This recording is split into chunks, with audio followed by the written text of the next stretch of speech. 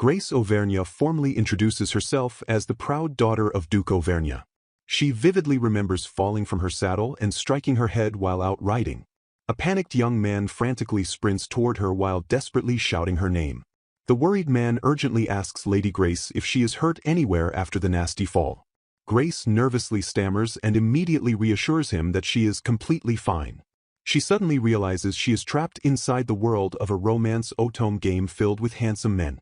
In a sudden flashback, a young boy recklessly chases a stray ball directly into a busy street. The totally unaware child crouches to grab the ball right in the deadly path of a speeding truck. An older man drops his briefcase and bravely dives forward to push the child out of harm's way. The terrified man screams in horror as the blinding headlights of the massive truck consume his vision. She realizes her previous memories end there and she has undergone the popular fad of an otherworld reincarnation. Kenzabaru Tandabayashi, a 52-year-old civil servant, questions why God reincarnated him as a duke's daughter.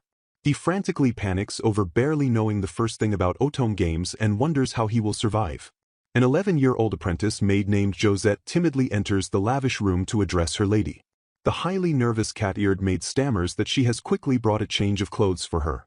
Grace warmly smiles and politely thanks Josette while instructing her to leave the clothes over there. Josette flinches in sheer terror and drops the clothes with a startled shriek of pure disbelief. The highly panicked maid hastily excuses herself and scrambles right out the bedroom door. Relying on the original young lady's memories, Grace rubs her forehead and deduces she must have completely surprised her. She realizes the original Grace possessed a harsh personality and constantly scolded the servants without ever thanking them. Looking at the grand architecture, Kenzabaru firmly concludes he is undeniably stuck inside an otome game. Grace violently strikes a commanding pose with her fan and boldly accepts that she really is the villainess. The fierce villainess loudly declares that commoners should know their place and not waltz through the academy. A month ago after work, Kenzabaru watched his daughter play the very same game on their living room television. He teasingly mocked his otaku daughter Hinako for shamelessly playing Magical Academy Love and Beast. Hinako points to the well-drilled young lady on screen and explains she is the infamous villainous character.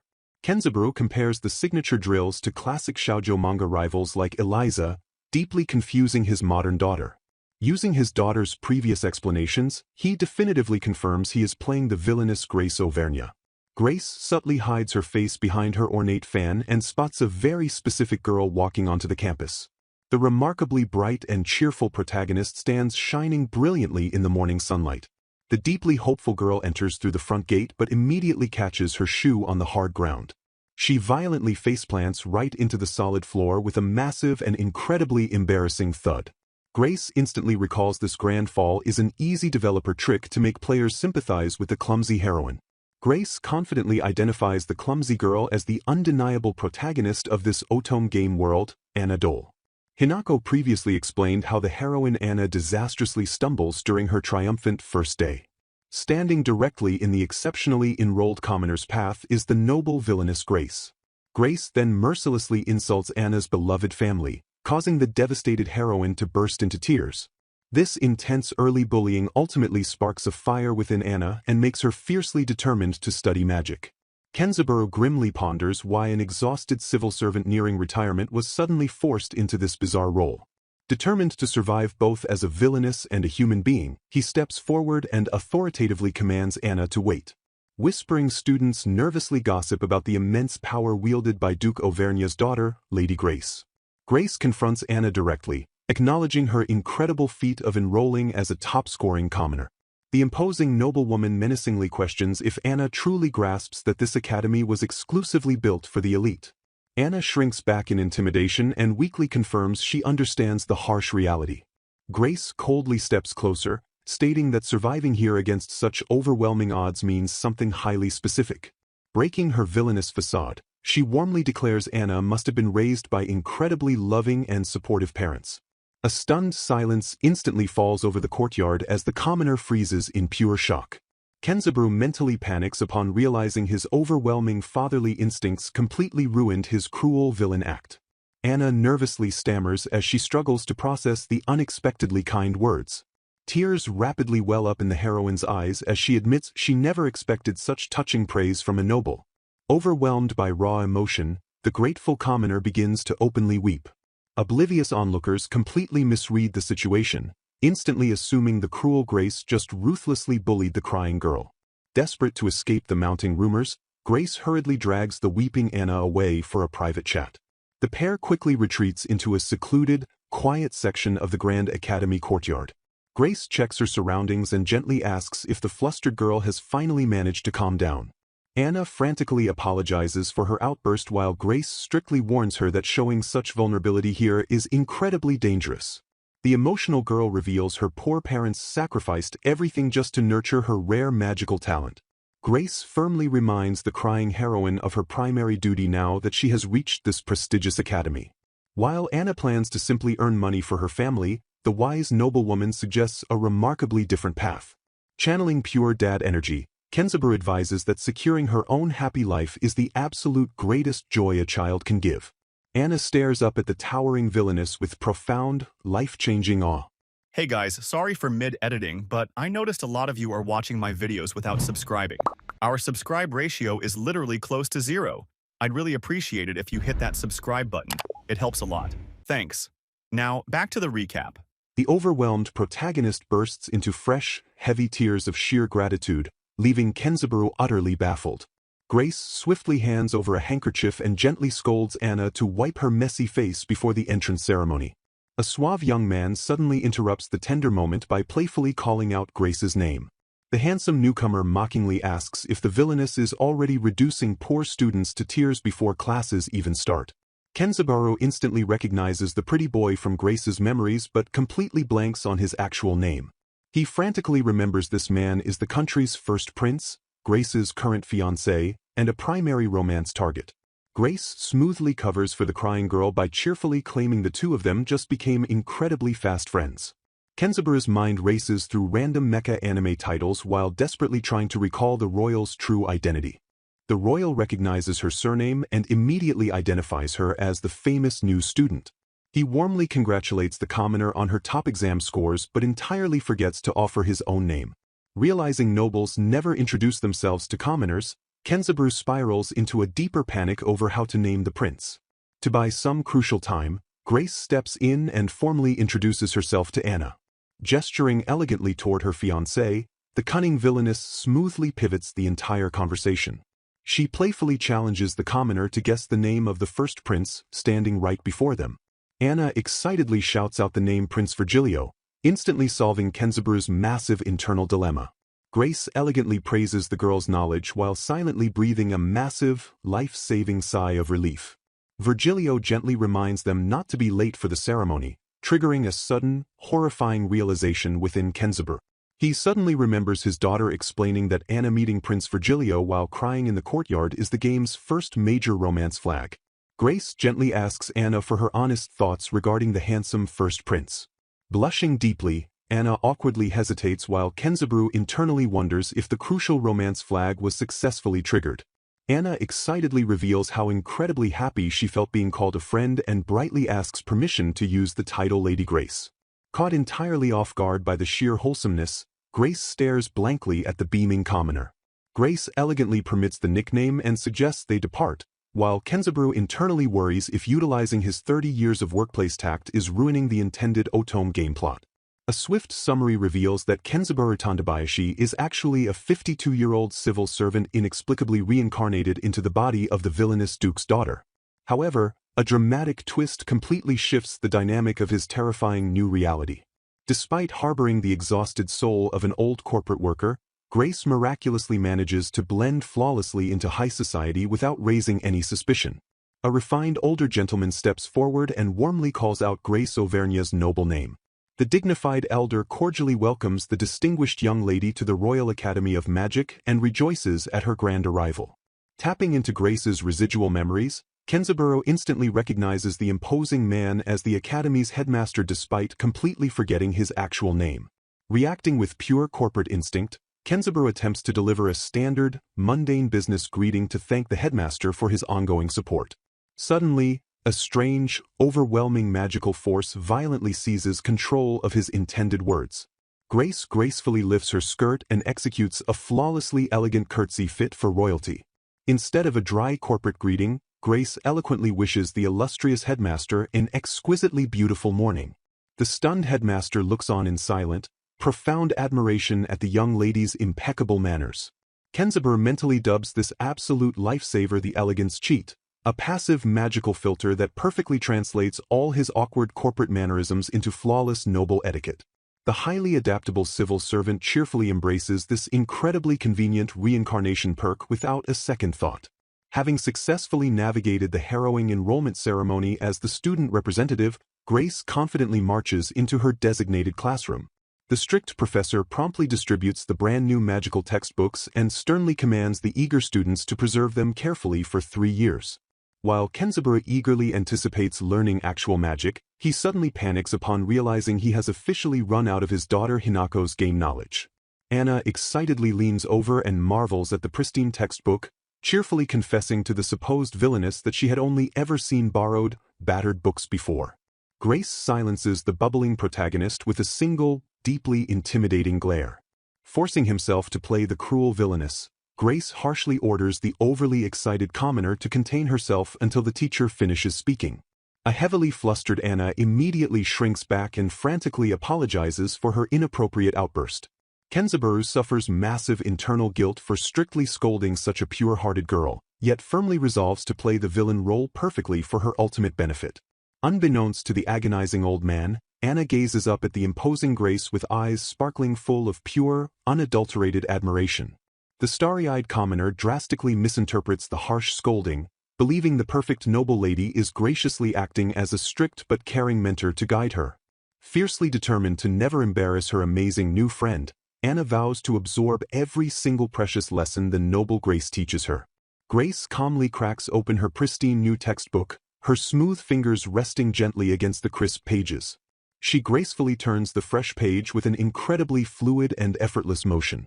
Her sharp, beautiful eyes scan the dense academic text with an intense, unwavering focus. Watching from the sidelines, Anna stares in utter awe at the terrifyingly serious expression dominating the noblewoman's face. The highly impressed protagonist assumes Grace is intensely preparing herself for the rigorous lecture by constantly darting her sharp gaze between the book and the lectern. In hilarious reality, Kenzaburo internally rejoices that Grace's youthful skin completely eradicates his old man need to lick his dry fingers just to turn a page. The ecstatic reincarnated man marvels at how Grace's perfect young eyes completely cure his crippling presbyopia, allowing him to easily read the finest print.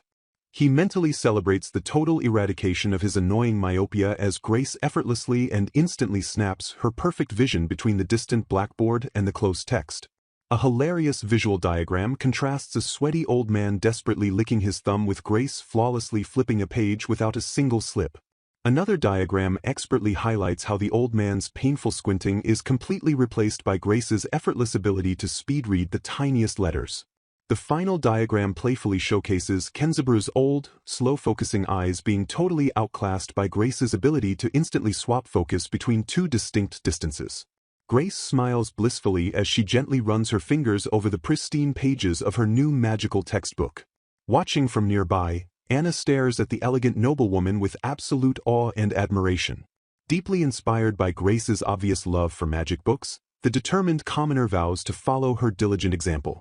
Heavy footsteps echo down the corridor before a sudden knock strikes the heavy wooden door. A boisterous young man boldly throws open the door and casually calls out to his royal friend. Ignoring proper etiquette, Student Council Security Secretary August strides into the office to playfully tease First Prince Virgilio. August asks the relieved prince if he has scouted any fresh recruits for the Student Council following the successful entrance ceremony. Virgilio instantly names top-scoring commoner Anna Dole as his primary target due to her outstanding grades and perfect personality. The calculating prince then considers recruiting Grace Auvergne based on her excellent academic standing and powerful family name. August immediately expresses concern over Grace's notoriously harsh personality and wonders if she could ever get along with a commoner like Anna.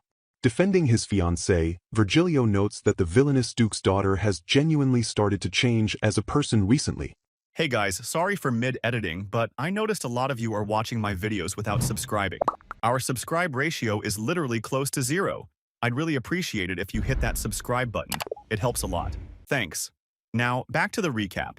Choosing a cautious approach, the royal president decides to closely monitor the unfolding events before making his final decision. Meanwhile, the cheerful cafeteria manager warmly welcomes the famished new students and invites them to help themselves to the buffet. He enthusiastically gestures toward the massive spread of gourmet academy food waiting for the hungry nobles. Kenzaburo internally marvels at the incredible smorgasbord while his elegance cheat perfectly translates his awe into refined noble delight. An ecstatic Anna gazes at the luxurious spread and desperately wishes she could bring some of the fancy food home to her family. Grace strictly warns the overly excited commoner that the cafeteria also serves as a critical classroom for practicing proper etiquette. The flustered heroine immediately snaps to attention and respectfully accepts the harsh but necessary lesson. While Anna finds the noble's words incredibly persuasive, Kenzaburo internally celebrates his masterful execution of a flawless villainous scolding. Suddenly, a nearby group of outraged noble ladies loudly screams in utter disbelief at the cafeteria staff. The deeply offended aristocratic daughters throw a massive tantrum over the disgraceful concept of fetching their own food without servants. The comm manager explains that the academy strictly bans servants to aggressively teach the spoiled nobles true independence. Kenzaburo observes the whining girls and realizes their childish behavior completely lacks the dignified terror of a true villainess. Refusing to stoop to their bratty level, Grace smoothly ignores the chaos and calmly invites Anna to find a seat. The elegant duke's daughter flawlessly balances her own meal tray with absolute poise and terrifying grace. Watching the high-ranking noble perfectly adapt to the self-service rules, the highly impressed manager chuckles in deep approval. Grace gracefully takes her seat at the table and warmly invites her new friend to finally enjoy their food. The refined villainess lifts a delicate fork and takes her very first bite of the academy's famous cuisine. Anna excitedly devours her meal and happily declares it super tasty while Grace pleasantly agrees with a soft smile. Shamed by Grace's overwhelming dignity, the complaining noble girls reluctantly scurry off to fetch their own trays. Kenzaburo internally praises the unbelievable fact that this fantasy world boasts modern restaurant-level food quality and flawless hygiene. The reincarnated civil servant resolves to treat the very real people of this world with the common courtesies of his past life. He fondly recalls his first core dining rule of never leaving a single leftover scrap on his plate. His second ingrained principle demands always showing proper thankfulness for the delicious food provided to him. His final golden rule dictates actively showing immense appreciation to the hardworking staff who prepared the meal. With her meal finished, Grace confidently rises from her seat while holding her completely spotless tray. The imposing noblewoman gracefully glides straight toward the cafeteria's designated dish return window. She politely asks the utterly stunned manager if this is the correct location to return her empty dishes. As the manager freezes in shock, Grace gently raises her finger and announces she has one final request. The magnificent duke's daughter elegantly commands the manager to pass her sincerest compliments to the chef for the truly exquisite dish. The cafeteria manager enthusiastically promises to relay Grace's compliment while under the spell of her elegance cheat. A crowd of mesmerized students erupts in agreement and desperately asks the manager to thank the chef for them as well. Driven by Grace's overwhelming influence, a brand new and highly respectful academy tradition is officially born. Despite successfully adapting to this otome game world using his elegance cheat, Kenzaburo completely lacks a concrete plan of action. The struggling old man admits his biggest obstacle is possessing absolutely zero knowledge about how otome games actually function. Three incredibly handsome young men stand imposingly behind the student council president. Kenzaburo immediately recognizes these bright and sparkling boys as the game's ultimate romantic capture targets. Inside the prestigious student council room, First Prince Virgilio Vierge formally reintroduces himself to the nervous Anna. Security Secretary Auguste Leon casually flashes a peace sign and throws out a laid-back greeting. Vice President Richard Verso shoots a piercing glare while smoothly pushing up his sleek glasses. Record keeper Pierre Gemot bows politely with a soft smile as Virgilio notes they are all second-year students. Kenzaburo stares at the handsome council members and distinctly remembers seeing their faces plastered on the game's cover. He deduces that the heroine's main objective is to pursue one of these capture targets and achieve a romantic ending. The reincarnated civil servant realizes his villainous duty is to ruthlessly disturb any possibility of romance between Anna and the boys. Virgilio shifts the conversation to business and shockingly invites both Grace and Anna to officially join the student council. He desperately begs Anna not to look at him with such pure admiration while agonizing over his massive roleplay failure. Frantically formulating a new strategy, Kenzaburo resolves to actively keep the heroine away from the captured targets by acting like a true villainess. Mentally running through an intense imagination training montage, Kenzaburo practices delivering a perfectly condescending aristocratic threat. His imaginary Grace viciously promises to subject Anna to a mountain of grueling etiquette training if she dares join the council. Feeling fiercely confident in his wicked scenario, Kenzaburo prepares to unleash his arrogant speech upon the innocent commoner. Grace confidently snaps her fan open and warns Anna about the endless mountain of high society manners she must master. The imposing villainess declares she will personally handle Anna's thorough training and intimidatingly asks if the girl is prepared. Instead of acting like a terrifying tyrant, Grace inadvertently delivers the harsh words with the warm and supportive aura of a caring mentor. Deeply moved by the noblewoman's incredible generosity, Anna vows to do her absolute best to become a proper council member. Virgilio and Auguste smile warmly at Grace, completely misinterpreting her botched villainous threat as a sign of remarkable personal growth. Virgilio officially declares both girls as new student council members starting next week while Grace humbly accepts the praise. Anna clenches her fists in pure joy and marvels at how this incredible opportunity feels exactly like a wonderful dream. Grace strictly warns the starry-eyed girl to keep her wits about her because this dangerous environment is harsh reality. Taking the stern advice to heart, a highly motivated Anna immediately snaps to attention and promises to take her duties seriously. Kenzaburo accepts this temporary outcome, knowing Anna's council duties will eventually reveal which romantic route she is destined to follow. The stressed old man wonders if the heroine will ultimately choose the prince, the serious record keeper, the silent vice president, or the macho secretary. Kenzaburo stares silently into the distance as he desperately attempts to process his overwhelmingly complicated new reality as a villainess. Sweating profusely under the immense pressure, Kenzaburo realizes he is completely incapable of remembering complex foreign names after a single introduction. A cheerful half-elf teacher named Miss Garnett sharply claps her hands together to command the undivided attention of the bustling academy classroom. Miss Garnett brightly announces the immediate beginning of the practical magic course entirely focused on mastering ancient magic circles. The eager noble students immediately transition outside to prepare for their highly anticipated practical magic exercises. Hey guys, sorry for mid-editing, but I noticed a lot of you are watching my videos without subscribing. Our subscribe ratio is literally close to 0. I'd really appreciate it if you hit that subscribe button. It helps a lot. Thanks. Now, back to the recap. A massive magical barrier shimmers protectively over the entire academy courtyard to ensure absolute safety during their explosive magical training. Demonstrating the complex technique, Miss Garnett smoothly draws a 6-pointed magic circle with her wand and writes the ancient words for beads of light.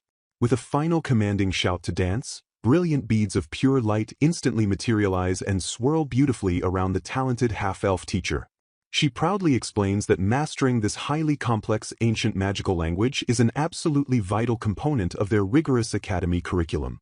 Auguste casually leans forward and aggressively questions why they cannot simply use regular everyday words instead of learning an entirely new language.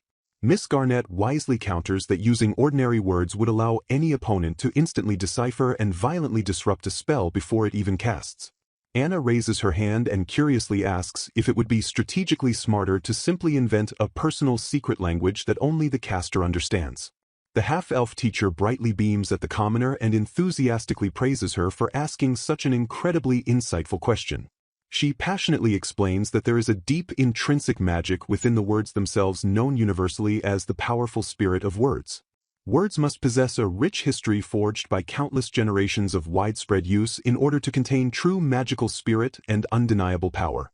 As a deeply enlightened Anna nods in perfect understanding, the cheerful teacher loudly instructs the eager students to begin their own independent practice.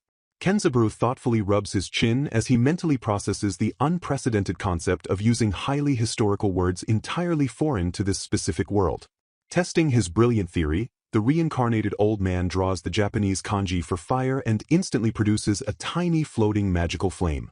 He rapidly draws a second fire kanji to create the word for flames, instantly summoning a massive and completely roaring pillar of infernal heat. The surrounding students gasp in absolute awe, completely misinterpreting the Japanese kanji as a highly classified and deeply powerful Duke family language. Hearing the massive uproar, a highly curious Auguste turns his head to see exactly what incredible magical feat the villainous noblewoman just performed. Fiercely inspired by Grace's overwhelming success, a highly determined Anna prepares to powerfully demonstrate the complex magic circles she studied with her tutor. The brilliant commoner violently unleashes her latent energy, instantly summoning a massive magical circle that wildly outshines every other student's attempt.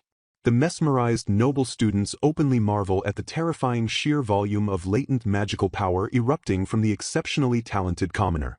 Suddenly, a massive and highly destructive stone golem rampages wildly into the courtyard and begins violently shaking the very earth. A panicked nobleboy named Zuki screams in absolute terror as the massive stone golem he accidentally summoned completely breaks free from his incredibly weak control. The mindless rock beast aggressively pivots and forcefully locks its glowing eyes directly onto the massive reservoir of magical energy swirling around Anna. Drawn strictly by the pure magical density, the gigantic golem violently charges straight toward the paralyzed and completely defenseless heroine. Grace frantically orders Anna to immediately deactivate her glowing magical circle and run, but the terrified commoner has absolutely no idea how to comply. Kenzabaru realizes with pure horror that the blazing magical circle will not naturally dissipate until its massive well of magical energy is fully consumed. Leaping bravely into the direct path of destruction, Grace forcefully hijacks Anna's blazing circle and rapidly writes the English word for suspension. A blinding flash of pure magical energy violently erupts from the modified circle and forcefully crashes directly into the rampaging stone beast. The immense kinetic force of the terrifying golem is completely neutralized, instantly freezing the towering rock monster dead in its tracks. The highly misspelled English word for suspension violently glows in the midair as it firmly binds the massive beast directly in place. Kenzabaru internally shrugs off his terrible English spelling, logically concluding that the chaotic magic works perfectly as long as the core meaning is forcefully conveyed. The scene rapidly shifts as an 11-year-old apprentice maid named Josette nervously introduces herself directly to the observing audience. The young cat-eared maid proudly explains that she diligently serves within the incredibly prestigious estate of the highly powerful Duke's family. However, she nervously sweats while openly confessing that her imposing young lady has been acting incredibly bizarre over the past few confusing days. Trembling with pure anxiety, the fearful maid cautiously enters the grand bedroom to deliver a highly requested book to the terrifying villainess. Instead of barking a cruel insult, a softly smiling Grace politely thanks the completely stunned maid and gently asks her to leave it upon the table. Stumbling wildly, the clumsy apprentice maid Josette yelps in sheer panic as she loses her balance. Josette instantly recalls the terrifying days when Grace wielded the absolute temper of a devil to ruthlessly scold every minor mistake. Meanwhile, a group of bewildered maids nervously gossip about Lady Grace's suspiciously relaxed and highly unusual recent behavior. Another skeptical maid darkly suggests this sudden wave of kindness is merely the terrifying calm before a massive storm. Comparing the situation to harsh corporate layoffs, one maid notes that bosses always act unusually kind right before delivering devastating news. They horrifyingly conclude that Grace is fattening them up with kindness like livestock just before shipping them off to the slaughterhouse. Believing her innate clumsiness makes her the absolute prime target for disposal, a terrified Josette violently slips on the polished floor. Crashing heavily to the ground, the desperate maid cries out in absolute defeat as she braces for her inevitable doom. Bursting through the doors, Grace frantically calls out Josette's name in pure, unadulterated concern. The panicked noblewoman hurriedly drops to her knees and urgently checks if the trembling maid suffered any injuries from the nasty fall. Staring at the impossibly kind noble, Josette completely misinterprets the warm gesture as the final horrifying step in the villain's sinister plot. The weeping maid desperately begs Grace to sell her to another manor instead of eating her. Caught completely off guard by the sheer absurdity, Grace stares blankly at the sobbing girl in utter, deafening silence. Using his extensive fatherly intuition and the bizarre overheard rumors, Kenzabaru rapidly analyzes the keywords regarding selling and tasting. The reincarnated civil servant easily unravels the massive misunderstanding paralyzing the terrified young maid. Grace smiles warmly and gently promises the trembling Josette that she is absolutely not being sold off anywhere. The wise noblewoman reassures her that firing an apprentice for a simple mistake would leave the entire manor completely empty. Josette wipes her teary eyes and cautiously confirms that she truly is safe from the chopping block. Still heavily flustered, the young maid nervously questions if it is truly acceptable for her to stay despite her massive blunder. Kenzaburo internally realizes his drastically lenient management style has only plunged his subordinates into a deep state of paranoid confusion. He admits defeat, knowing his old man mentality physically prevents him from unleashing the original Grace's terrifying aristocratic fury. Realizing strict discipline is entirely impossible, Kenzaburo fully pivots his strategy to handle the highly fragile apprentice. Turning up the absolute sweetness, Grace smoothly offers Josette a plate of luxurious treats under the guise of being too full. Josette violently flinches in fear, absolutely convinced the strict head maid will severely punish her for consuming the noble's expensive snacks. Grace flashes a highly playful wink and promises to keep this delicious transgression a complete, unbreakable secret between them. Staring at the mouth-watering pastries, Josette's mind violently spirals through paralyzing fear, deep distrust, and overwhelming temptation. The young maid cautiously takes a tiny bite and is instantly overwhelmed by the heavenly, melting sweetness. While celebrating his successful management tactic, Kenzaburo vaguely senses he forgot something incredibly important as Josette happily devours the treats. Sometime later, Grace carefully inspects a beautifully decorated but tragically shattered porcelain teapot. The noblewoman gently traces the broken edges and audibly wonders if the highly skilled master vaults can successfully repair it. Noticing Josette's extreme confusion, Grace expresses mild surprise that the young apprentice has never met the esteemed master. Grace smiles softly and reveals that Master Vaults is actually a remarkably talented dwarf. She proudly explains that this dwarven master operates as a highly exclusive and deeply respected craftsman for the powerful Duke's family. Presenting the shattered teapot to the gruff artisan, Grace politely asks if he possesses the skill to fix it. Vaults confidently scoffs at the noblewoman, boldly declaring that questioning a dwarf's capability is entirely the wrong approach. The arrogant craftsman fiercely states that the only acceptable question is how fast he can repair it, boldly promising a flawless 20-minute turnaround. Grace smiles brightly, deeply moved and highly impressed by the master dwarf's overwhelming professional pride. Apologizing for her earlier insult, Grace eagerly challenges him to deliver on his incredibly fast timeframe. The deeply fascinated noblewoman enthusiastically requests permission to observe his legendary dwarven craftsmanship in real time. Vaults casually tells her to suit herself before aggressively diving straight into his meticulous restoration work. Kenzaburo marvels at how minor, realistic details like visiting a dwarven craftsman prove this world is far more than just a simple otome game. Grace carefully examines the flawlessly restored teapot with deep admiration for the master dwarf's incredible handiwork. Grace warmly praises Master Vaults for his exceptionally fine work, astounded that the porcelain shows absolutely no sign of ever being broken. Vaults bashfully rubs his head and admits he put in a little extra elbow grease simply because the young miss hadn't visited him in such a long time. Stunned by the unexpected comment, Grace quietly repeats his words while trying to process this entirely new piece of historical information. The gruff dwarf chuckles and vividly recalls how a much younger Grace used to constantly pop around his workshop and watch him work like a curious hawk. Accessing Grace's hidden memories, Kenzaburo realizes the little girl genuinely loved watching the craftsmen, gardeners, and servants go about their daily tasks. He realizes that rigorous noble education cruelly pushed her away from these simple joys, forcing her to become painfully strict with both herself and the servants. Kenzaburo sadly concludes that Grace's original, innocent personality was forcibly molded into the harsh form of a cruel villainess by societal expectations. Snapped out of her deep thoughts by Josette's worried voice, Grace quickly regains her composure and turns back to the waiting apprentice maid. The noblewoman politely reminds Vaults to take good care of himself before gently suggesting to Josette that they should head back to the manor. Before leaving the dusty workshop, Grace flashes a hopeful smile and politely asks the dwarf if she can come back to play again sometime.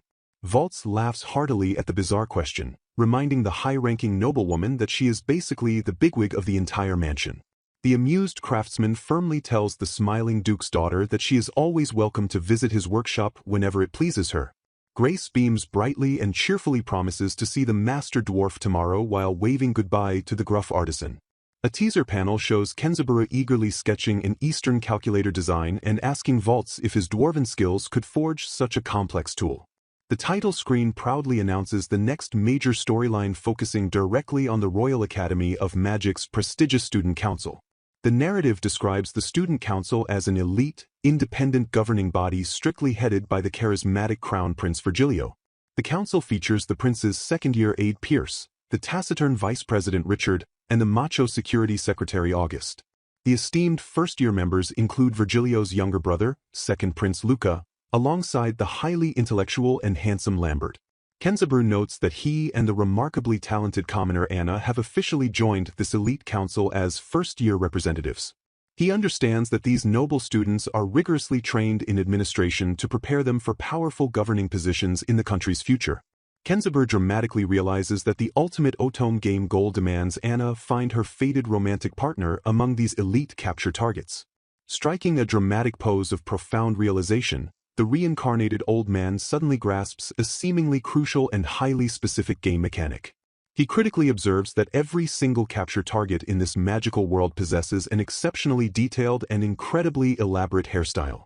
Comparing the beautiful council members to plain mob characters, Kenzaburo firmly deduces that crazy hair is the absolute key to popularity here. Desperate to gauge Anna's romantic progress, Grace approaches the heroine and nervously asks if she can pose a somewhat strange question. The villainess hesitates slightly as she attempts to smoothly direct the conversation toward the highly attractive members of the student council. Grace leans in closely and vaguely asks the flustered commoner what she thinks of people who pay massive attention to styling their hair. Caught completely off guard by the bizarre inquiry, Anna stares blankly at the noblewoman while desperately trying to process the weird question. Blushing furiously, Anna shyly confesses that she simply cannot take her eyes off people with such gorgeous and elaborate hair. Grace smiles softly and apologizes for the strange question, internally celebrating that she has successfully pinpointed the heroine's romantic type. In a massive comedic misunderstanding, Anna intensely stares at Grace's massive drills, silently wondering how long they take to perfectly curl every morning. Completely oblivious to Anna's fixation on her drills, Kenzaburo violently vows to fulfill his villainous duty by driving Anna into her true love's arms. Accessing his daughter's extensive game knowledge, Kenzaburo remembers exactly which handsome council member is the absolute hardest to properly capture. He violently points out that Crown Prince Virgilio is undeniably the game's ultimate romantic challenge and the most difficult target to conquer.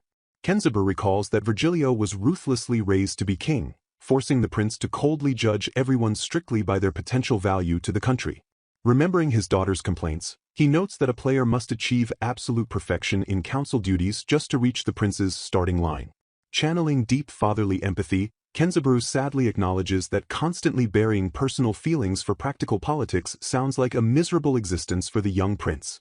A final dramatic panel highlights both Anna Dole and Grace Auvergne as they prepare to navigate the intense political and romantic battles of the student council. Tasked with double-checking the student council's budget report, the girls begin their day's work. Hey guys, sorry for mid-editing, but I noticed a lot of you are watching my videos without subscribing. Our subscribe ratio is literally close to 0. I'd really appreciate it if you hit that subscribe button. It helps a lot. Thanks. Now, back to the recap. Anna Dole is noted as a rising stock to watch due to her excellent grades and hardworking personality. Grace Auvergne is also on an upward trend, having become a much more amiable young lady with a strong aptitude for magic. The prince confesses that he has never felt anything romantic for his childhood friend and fiancée. As the future king, he coldly accepts that he shouldn't ask the woman who marries him to be anything more than a wife. An observer silently contemplates the situation with a soft hum. A panicked Anna suddenly interrupts, begging Lady Grace to take a quick look at the report. She points out that the numbers in 2 specific columns desperately fail to match up as intended. Grace calmly reassures her that there must simply be a calculation mistake in the paperwork. The prince watches her reaction closely, his sharp eyes narrowing in silent observation. A pair of hands swiftly slams a wooden abacus onto the desk. Expert fingers blur as they flick the abacus beads with practiced precision. Grace explains to the baffled Anna that she had a master craftsman make this calculator from the East. After a lightning-fast calculation, she reveals the difference between the sums is exactly 86,400 mani. She commands Anna to divide that total by 9 to find an item listed at 9,600 mani. A shocked Anna finds the exact item, realizing someone mistakenly added an extra 0 to turn 9,600 into 96,000. Grace breaks down the mathematical trick, explaining that an accidental extra 0 creates a difference perfectly divisible by 9. Showered with praise, Grace secretly sweats over having to rely on tricks she learned before computers existed. The prince aggressively questions where Grace learned such a clever method when she always claimed to be poor at mathematics. Stepping forward, the prince declares he is thoroughly surprised by Grace's hidden intellect. Panicking internally, Grace realizes she must desperately pull the wool over the prince's eyes since he has known her for so long. She awkwardly lies, claiming she miraculously learned the trick from a book that accidentally fell off a library shelf. Deflecting the attention, she insists that Anna's real talent and penchant for hard work are far more useful to society. Unconvinced by her poor excuse, the prince glares and demands to know if she truly thinks his eyes are just for show. He assumes she made an exceptional effort to secretly overcome her weaknesses and tried to pass the credit to her best friend. Struck by her perceived ability and humility, the prince views her value as soaring to a limitless high. Feeling an unfamiliar flutter in his chest, the prince wonders if his fiancée actually has almost too much to offer the country. The scene shifts to the student council members, who are always the target of adoring gazes from the school students. Among the gossiping crowds, one of the most popular topics invariably dominates the conversation. Everyone constantly debates just who is the absolute strongest member of the student council. Anna and Grace watch eagerly as two formidable candidates step into the outdoor arena for a duel. Roaring with power, August the Guardian Knight violently enhances his physical martial arts with magic. Drawing his weapon, Richard the Blade Master prepares the secret swordsmanship techniques inherited from his family. With a swift chop of his hand, the prince commands the fierce duel to begin. August instantly explodes off the starting line, charging headfirst toward the waiting swordsman. Shockwaves erupt as August throws a devastating magical punch directly into Richard's guarded blade. Richard seamlessly blocks the heavy strike, allowing August to follow up with a vicious spinning kick. As Anna panics, the prince assures her that the arena's enchantments and training weapons guarantee nobody will get hurt. Observing the raw impact, Grace marvels that the battles in this Otome game world are surprisingly powerful to witness. Massive shockwaves from the intense duel echo out, causing the grand stone towers to violently rattle. Panting heavily from their intense sparring match, August finally calls it a draw against the formidable Richard. A sudden, ominous buzzing sound violently cuts through the peaceful air. The unseen flying insect lands directly on someone's shoulder with a soft, unsettling thud. Panic sets in as Richard calmly points out the massive bug resting squarely on August's back. Utterly terrified of insects, August desperately begs his friend to grab the creature for him. Richard simply stares in absolute silence, offering zero help to the sweating, terrified martial artist. Stepping forward with confident precision, Grace orders August to stay perfectly still as she swiftly reaches out. She fearlessly grabs the insect, her eyes widening in awe as she inspects her sudden catch. Excitement instantly washes over her as she recognizes the creature as a magnificent Miyama stag beetle. Thrilled by its beautiful ear-like antennae and massive pincers, she fondly recalls this being her absolute favorite childhood bug. A thoroughly disgusted August questions how she can comfortably hold such a gross thing and demands she squash it. Horrified by the cruel suggestion, Grace silently wonders if the boys in this world simply fail to appreciate the greatness of insects. She desperately attempts to rationalize her reaction, realizing that insect collecting might strictly be a Japanese cultural phenomenon. Glaring with protective intent, she flatly refuses to crush the innocent creature. Raising her hand high, Grace instantly manifests a glowing magical circle to send the beetle homeward. Radiant magical energy swirls violently around the tiny stag beetle as the spell takes full effect. With a gentle whisper, she gracefully teleports the bug safely back to the depths of the forest. She confidently declares that robbing even the smallest sacred life without cause ill befits any true noble. Overwhelmed by the majestic display, Anna swoons over Grace's unbelievably kind heart. While Grace awkwardly brushes off the praise, a blushing August suddenly feels an unfamiliar, wild pounding in his chest. The heavy, ancient wooden doors of a mysterious vault begin to slowly creak open. The group cautiously ventures into a grand, dimly lit chamber completely filled with legendary armaments. A metallic screech echoes through the air as the vast, hidden armory fully reveals itself to the awestruck students. Richard proudly announces that this heavily guarded room serves as the Academy of Magic's greatest treasure trove. He intensely explains that the Student Council holds the vital duty of managing these legendary weapons left by the Academy's greatest alumni. Gesturing toward a massive weapon, Richard enthusiastically introduces the sacred axe famously known as Gargantua. Anna curiously wonders why the normally silent swordsman is suddenly speaking so passionately about weaponry. Richard claims the fearsome cleaver will destroy any foe, suddenly dropping a terrible pun about having an axe to grind. Grace and Anna flinch violently, physically struck by the sheer, agonizing weight of the awful joke. Moving along, Richard introduces the Shield of Exorcism, Arcaren, which supposedly repels all physical attacks and magical curses. He immediately follows up with another agonizing pun, claiming an attacker will be shied behind the legendary shield. August sighs heavily, revealing that Richard only stays quiet to hide his unbearable penchant for bad old man jokes. Completely ignoring the criticism, Richard excitedly presents his personal favorites resting inside 3 open chests. He dramatically unveils the mystery blade Lund, the holy blade Carcera, and the cursed blade known as Gongar. Brandishing the cursed sword, Richard confidently delivers a terrible pun about the enemy finally getting the point. Grace's eyes narrow sharply as she steps forward to boldly accept the implicit challenge of his relentless wordplay. She sternly declares that the Student Council must properly protect the Holy Blade Carcera and the Mystery Blade Lund. With absolute intensity, she delivers a devastating double pun, vowing to incarcerate any thief without a single blunder. Struck to his very core, Richard instinctively realizes he has just encountered a true, unrivaled master of puns. Dropping to his knees in utter defeat, Richard bows respectfully to the victorious Grace while Anna watches in total bewilderment. Rumors instantly ignite across the academy whispering that Grace is actually the strongest student council member. The scene boldly shifts toward the Grand Magical Academy student dorms. Writing a letter to her parents, Anna cheerfully reports that she is doing exceptionally well. She reflects that a whole month has vanished since she moved into the dormitory and began her magical classes. She excitedly notes her new role on the student council alongside brilliant and friendly seniors. Anna praises the noble Lady Grace for graciously teaching her everything from proper studying to daily etiquette. She formally introduces the 2 other first-year boys on the council, Prince Luca Vierge and Lord Lambert Valence.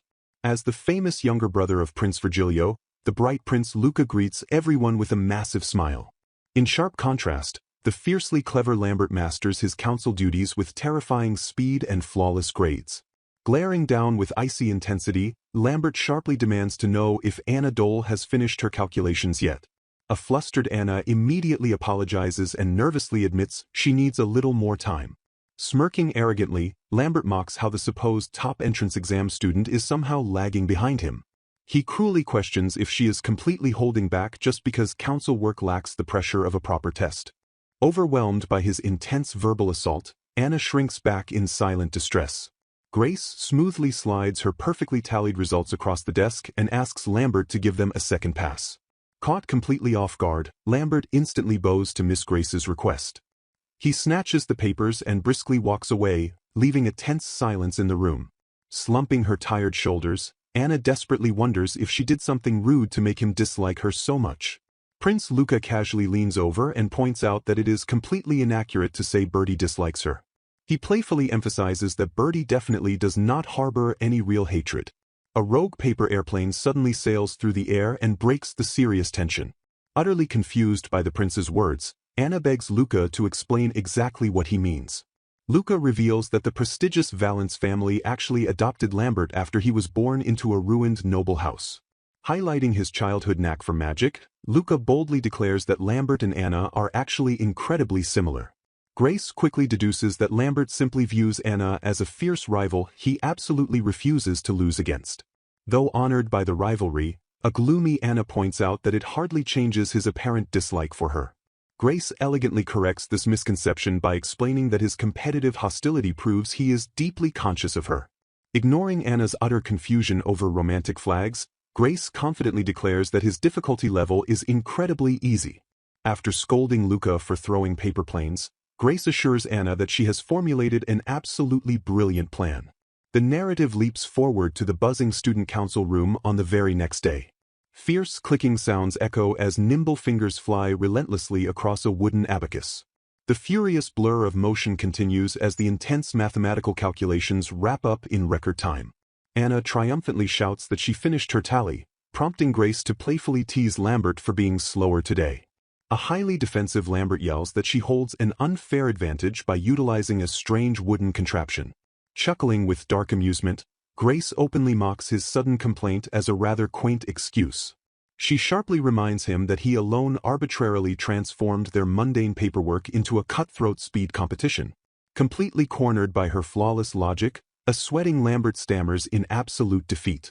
Seizing the perfect opening, Anna suddenly lights up and strikes with a brilliant counteroffer.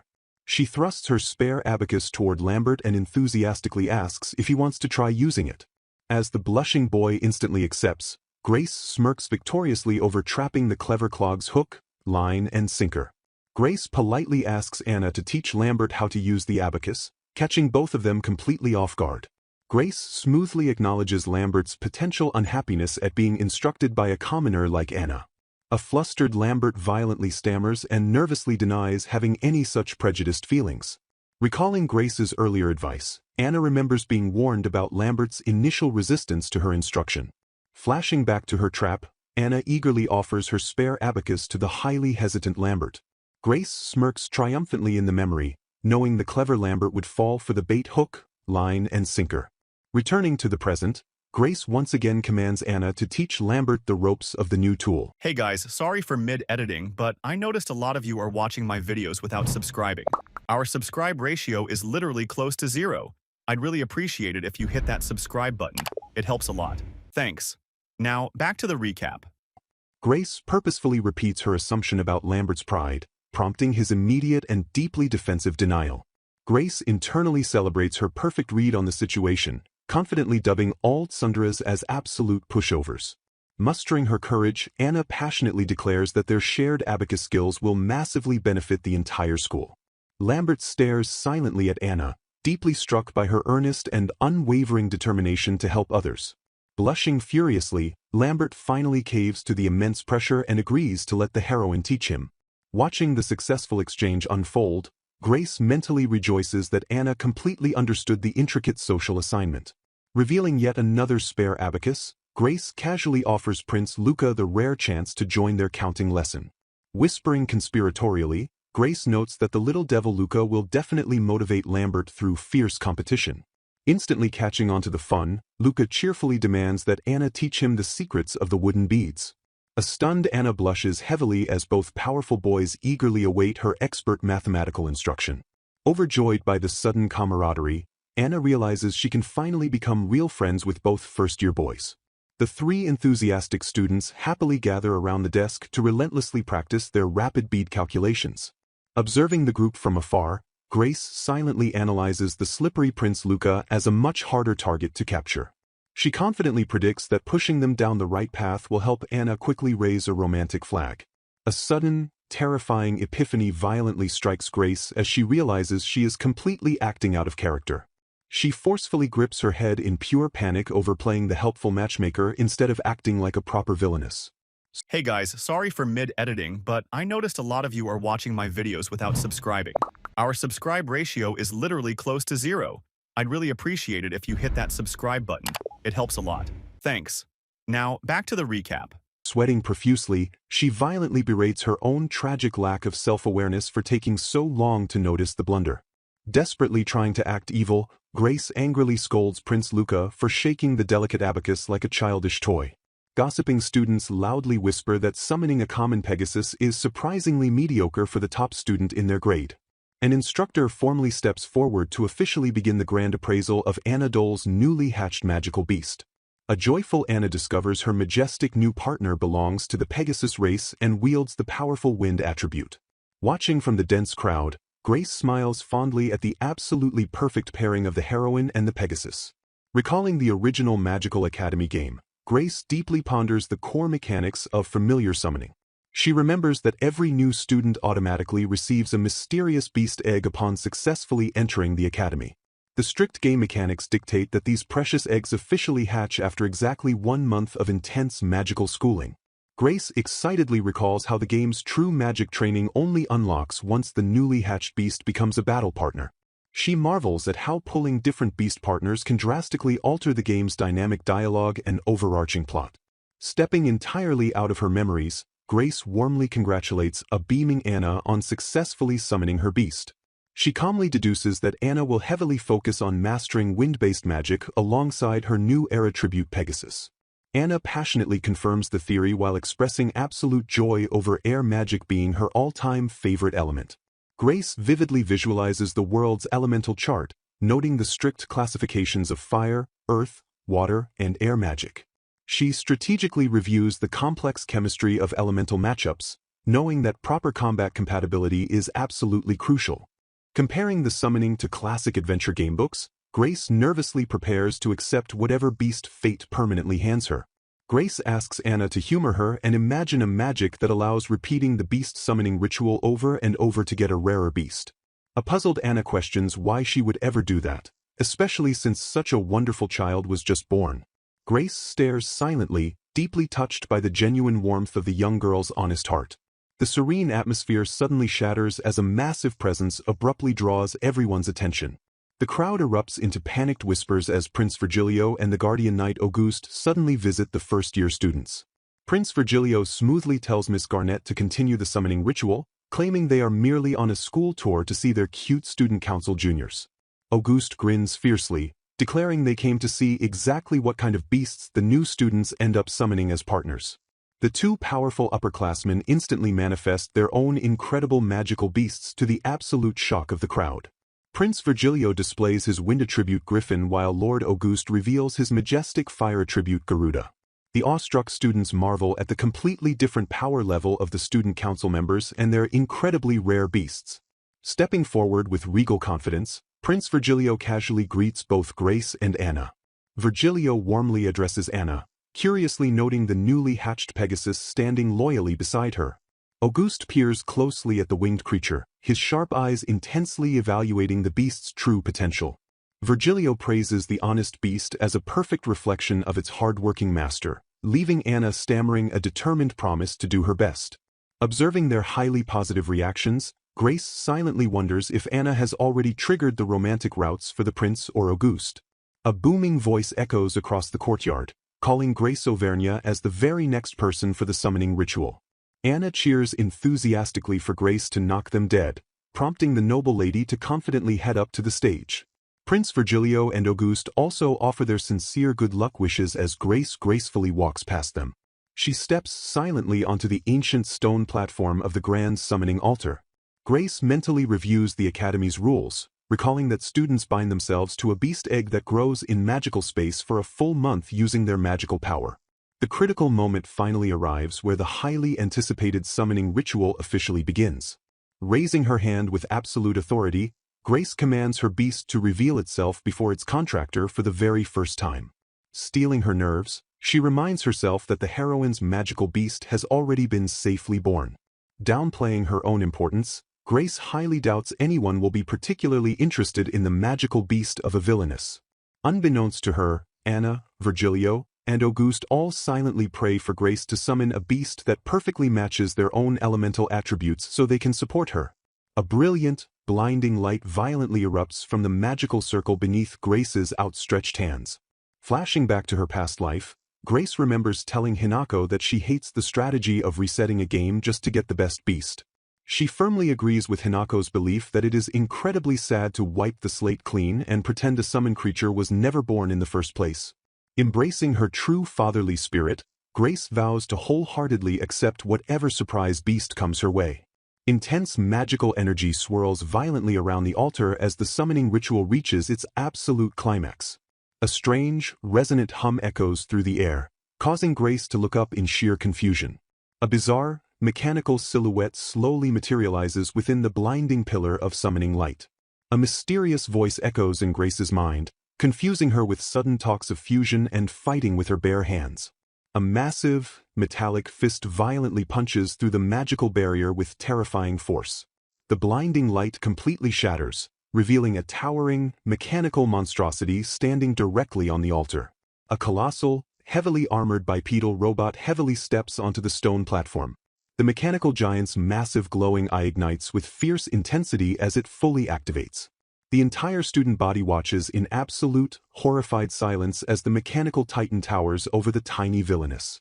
Grace stares up at the impossibly huge robot, her mind completely blanking at the absurd reality of her new beast. The colossal mecha lets out a deafening, mechanical roar as exhaust violently blasts from its massive vents.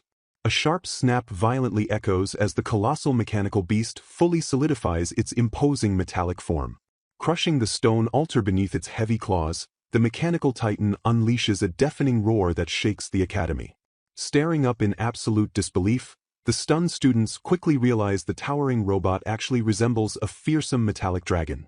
Struggling to process the absurd sight, the bewildered instructor bravely steps forward to officially begin the appraisal of Grace Auvergne's beast.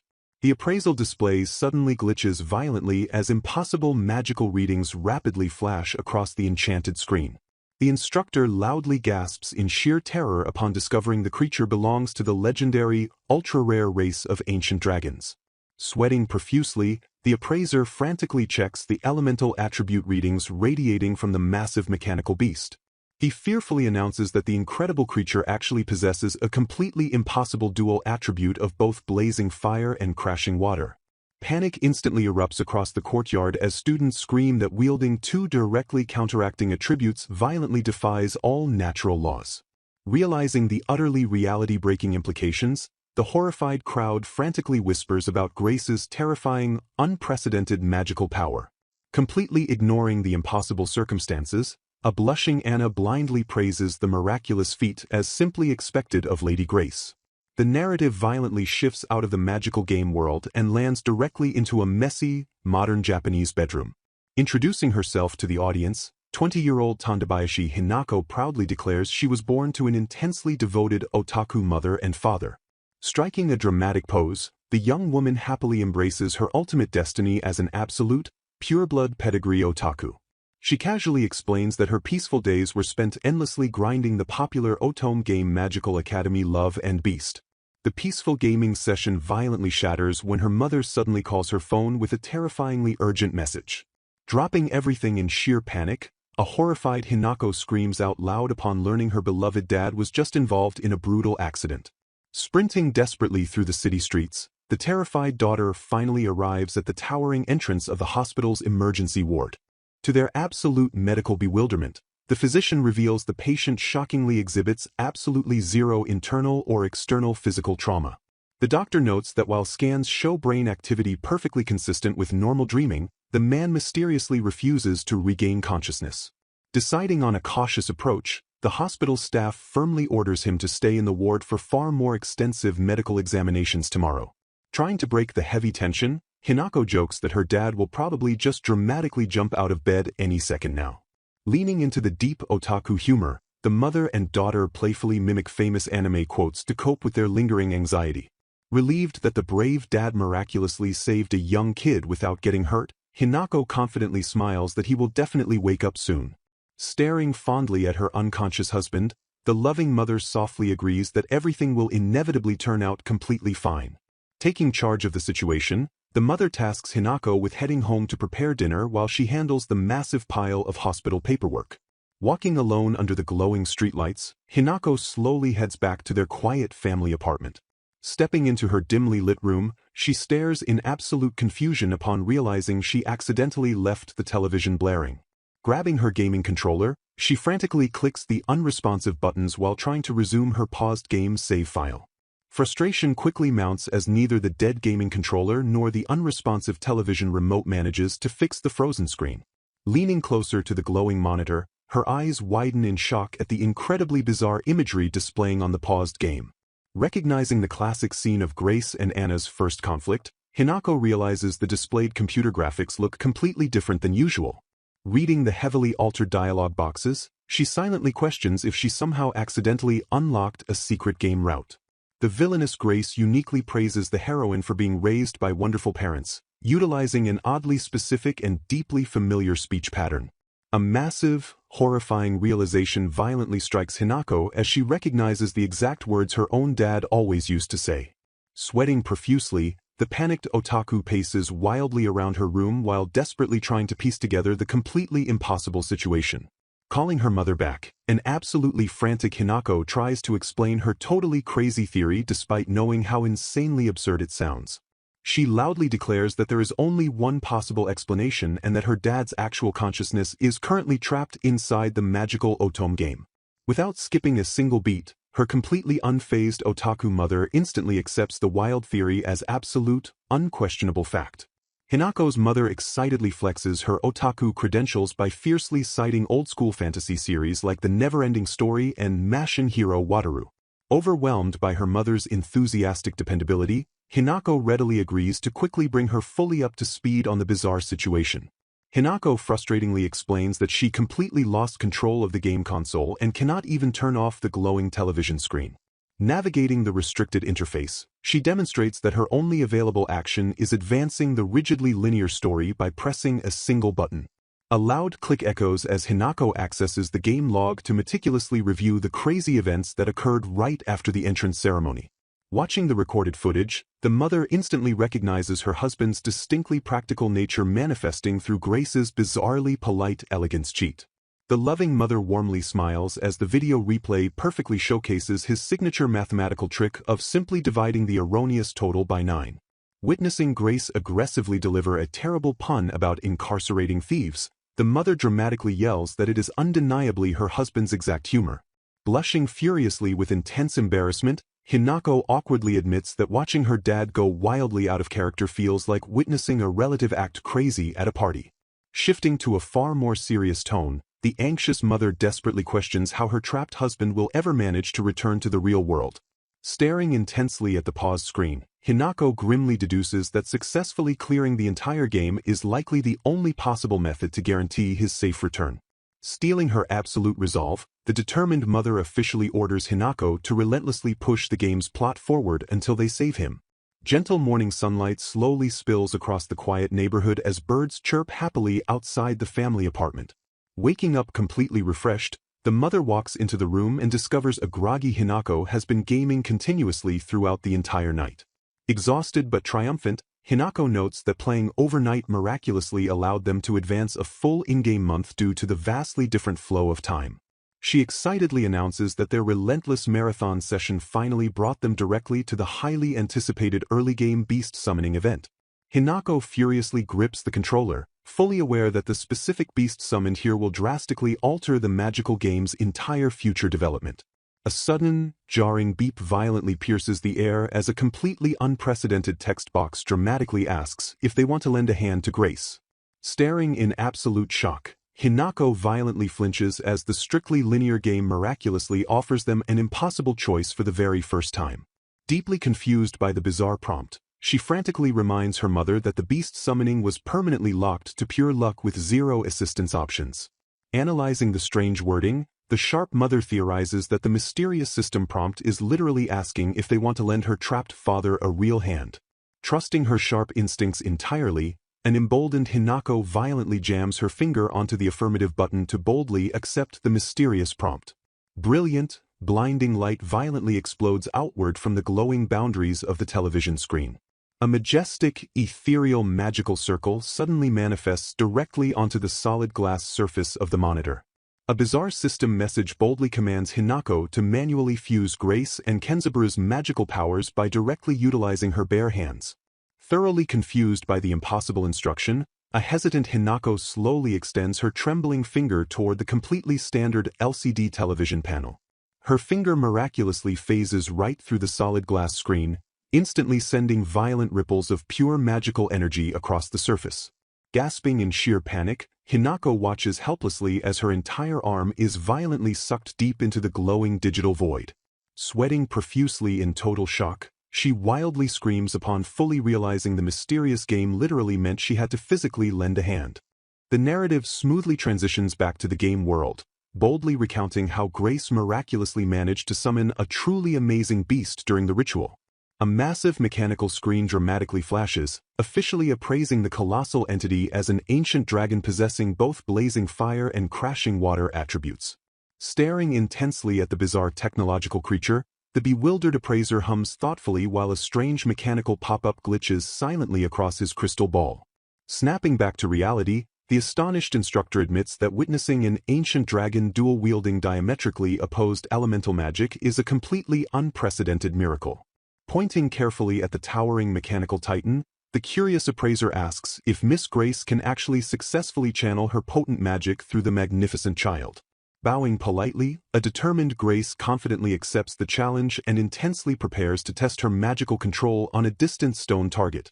The colossal robotic dragon violently shifts its heavy metallic stance as intense magical energy begins surging furiously through its complex mechanical veins. Glowing with immense crimson power, a brilliant magical circle violently ignites directly in front of the giant beast's imposing muzzle. Raising her arm with absolute authority, a fearless Grace commands her terrifying new partner to ruthlessly shoot the distant target with full force. A devastating pillar of blazing magical energy violently erupts from the glowing circle, tearing viciously through the air. The devastating beam instantly obliterates the solid stone target in a blinding explosion of absolute, unquestionable destructive power. Astounded by the incredible display of power, the instructor heaps praise upon the student while Anna proudly cheers for her beloved Lady Grace. Noting that the devastating blast was purely fire magic, the curious instructor presses Grace to see if she can wield water magic as well. Uncertain of her own absolute limits, Grace vows to try and loudly commands Orion to prepare for another strike. The eager instructor demands to know if she is fully prepared to unleash the impending water magic. Completely ignoring her strict command, the massive mechanical beast stubbornly turns its imposing head away. Sweating with profound embarrassment, Grace desperately asks the unresponsive Orion if it is even listening to her. The instructor blinks in sheer confusion, noting that naming the fearsome mechanical titan Orion is actually quite a fine choice. Grace awkwardly stammers that she simply read the name straight off the creature's mysterious floating status window. In the real world, a digital interface instantly pops up allowing Hinako to aggressively toggle the beast's attribute from fire to water. Baffled by her strange terminology, the totally confused instructor asks Grace exactly what invisible object she is frantically pointing at. Panic violently washes over Grace as she suddenly realizes none of the other students can actually see the glowing digital interface. Without wasting a single second, Hinako forcefully clicks the glowing water attribute icon hovering on her paused television screen. A deep, rumbling mechanical whir violently shakes the arena as the colossal robotic dragon suddenly powers up. The surrounding crowd erupts into absolute awe as the Titan's glowing metallic armor seamlessly shifts from blazing red to deep aquatic blue. Announcing her preparations are entirely complete, a newly confident Grace commands Orion to unleash the exact same spell as before. A massive torrent of pressurized magical water violently erupts from the imposing mechanical beast's heavy weaponry. The devastating aquatic blast brutally crashes into the target zone, creating a massive wave of sheer destructive force. Confirming the spell was undeniably water magic, the amazed instructor immediately asks if she can simultaneously cast both conflicting elements. Grace humbly admits that her current magical prowess simply cannot comprehend how to execute such an impossible simultaneous attack. The bewildered instructor deeply ponders why Grace's beast miraculously manifested two diametrically opposed elemental attributes. Leaning in closely, he intensely questions if the young noblewoman harbors any secret ideas regarding her unprecedented magical anomaly. Grace stands completely frozen in absolute silence, her sharp mind racing furiously to concoct a believable explanation. Breaking the tense quiet, Grace dramatically raises her finger and claims she actually has a solid theory. She reveals the bizarre phenomenon aligns perfectly with the fateful events of the Magical Academy's entrance ceremony a month ago. Spinning a wild tale, Grace claims another heart was born within her, theorizing this dual personality directly forged her dual attribute beast. The instructor and Anna reel backward in absolute shock, struggling to comprehend the impossible existence of two hearts residing in a single human body. Attempting to ground the insane revelation in reality, the highly pragmatic instructor tries desperately to rationalize her unbelievable words. He completely misinterprets her literal confession, assuming she simply means she mentally matured and grew into an entirely new person. Concluding her immense sense of responsibility birthed a stronger personality, the instructor nods while Anna blindly praises Lady Grace yet again. Seizing the miraculous moment, the highly enthusiastic instructor suddenly begs Grace to fulfill a massive personal favor for him. He passionately demands she participate in the prestigious end-of-semester magic exhibition to violently show off her legendary beast's power. Overwhelmed by the sudden pressure, Grace hesitates and nervously asks if someone else might be far more suitable for the grand burden. Shattering her doubts, Anna violently screams Lady Grace's name with unwavering, absolute devotion. Anna fiercely insists that Grace is absolutely the most perfect candidate to boldly set an example for the entire academy. With the charming princes eagerly volunteering their assistance, Grace finally caves and firmly demands Anna actively lend her power to the cause. Despite her outward confidence, Grace silently screams internally over how her peaceful academy life devolved into such chaotic madness. A bold title card violently flashes onto the screen, proudly declaring the unstoppable father-daughter combo of raw technique and magical power. The narrator smoothly recaps how the passionate otaku Hinako finally realized her reincarnated dad is dominating the Otome game as a villainess.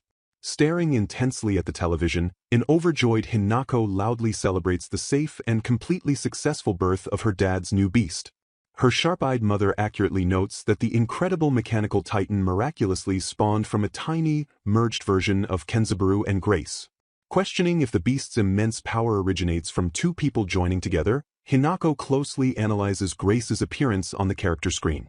Mom smoothly hands over a fresh cup of coffee as Hinako deduces this incredible power is merely a common cheat trope found in otherworld stories. A sudden system prompt aggressively interrupts the gameplay, declaring Kenzaburou has summoned a beast and demanding a proper name. Accepting the game's bizarre logic, Hinako confidently steps up to input the familiar's name despite that duty typically belonging to the beast's actual master. Nimble fingers fly furiously across the controller as she rapidly locks in her chosen designation. The glowing digital interface officially registers the newly born familiar under the legendary moniker of Orion. Inside the magical game world, a completely shocked Kenzaburou stares at the beast's status window and internally questions the sudden name. Watching from the real world, Hinako desperately hopes her dad recognizes the name of their favorite childhood dinosaur anime character. Completely missing his daughter's heartfelt signal, Kenzaburou incorrectly assumes the game developers were simply massive fans of that same vintage anime. He mentally brushes off the coincidence, rationalizing that Orion must simply be an incredibly common name in this fantastical world. Acknowledging the unprecedented birth of such a miraculous creature, the instructor orders everyone to immediately proceed to the magic training grounds for a thorough examination. The intense instructor eagerly asks if Grace can channel her magic through the child just as a loud doorbell violently shatters the real-world tension. Mom immediately volunteers to answer the door and strictly commands her daughter to keep pushing the game's narrative forward. Startled by the deliverman demanding cash on delivery, a completely unprepared mom scrambles wildly to find her wallet. A panicked Hinako suddenly remembers she placed the order herself and frantically rushes off to gather the required cash. Back inside the unpaused game, the instructor confirms the initial blast was fire magic and demands to know if Grace can unleash water magic as well. A completely oblivious Grace loudly commands the unresponsive Orion to prepare for a water attack while the mechanical titan stubbornly ignores her. Returning with the newly delivered package, Mom swiftly points out that something terrible is unfolding with Kenzaburou's magical examination. Horrified by the chaotic on-screen disaster, Hinako violently curses herself for foolishly leaving the game running in autoplay mode. Frantically scanning the conversation logs, she realizes the instructor wants to test the beast's water attribute and immediately accesses the hidden status window. Deducing that Orion can only shift attributes through this specific interface, Hinako decisively clicks the water icon and watches the beast's armor morph to dark blue. Sweating profusely under the immense pressure, Hinako firmly vows to perfectly manage the system interface so her trapped father can seamlessly continue his trials. Staring intensely at the glowing television, a deeply anxious Hinako silently questions if she truly has the skill to pull off such a complex operation. Placing a warm hand on her daughter's shoulder, Mom comfortingly reminds Hyoko exactly whose powerful bloodline she belongs to. A fierce surge of absolute confidence violently washes over the young otaku's face.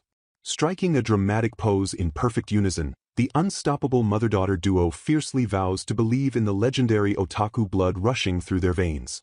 Returning to the magical narrative, the highly curious instructor asks Grace if she has any solid theories regarding her beast's impossible dual attributes.